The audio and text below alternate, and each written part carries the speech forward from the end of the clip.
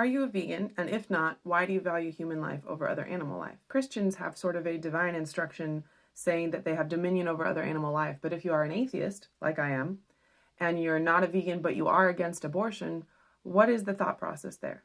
So first of all, I want to point out that there are pro-life vegans. I'm the executive director of Secular Pro-Life, and our board vice president is a pro-life vegan. And in fact, she got her start in activism in the animal rights movement. I am not a vegan, although I will say that doing pro-life work has made me significantly more sympathetic and open to the arguments for veganism.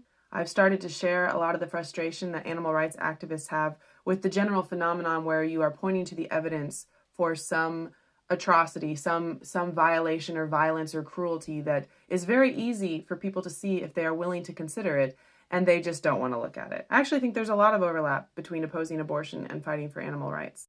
But of course, most people who oppose abortion aren't vegans. And also it appears that a lot of vegans do not oppose abortion. So there's something else going on there. Also worth noting that a lot of people who are vegans don't necessarily think that all species are equal. There are plenty of people who abstain from using or consuming animal products and think that we should be much less cruel to animals who still think humans are way more important than animals. I think it's intuitive that we value humans because of our unsurpassed cognitive capacities, but it's not just about our ability in a given moment or at a certain age. It's about our capacities over an entire lifetime. So, for example, we value human newborn babies more than we value adult dogs, even though the dogs at that point are much more clever. The human newborn is part of a species that has a far greater capacity over a lifetime, a greater depth of experience overall.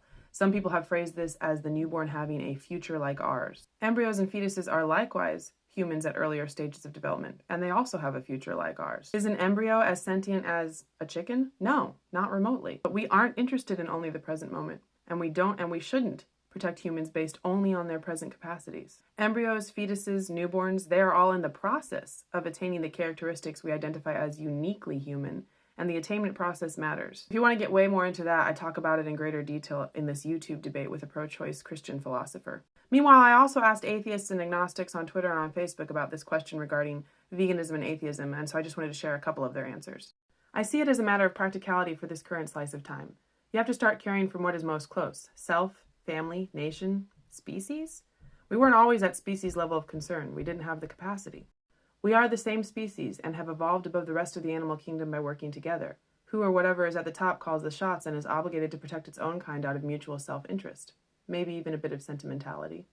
I practice not killing to other animals as well, but I clearly do think that humans warrant more consideration than non-human animals.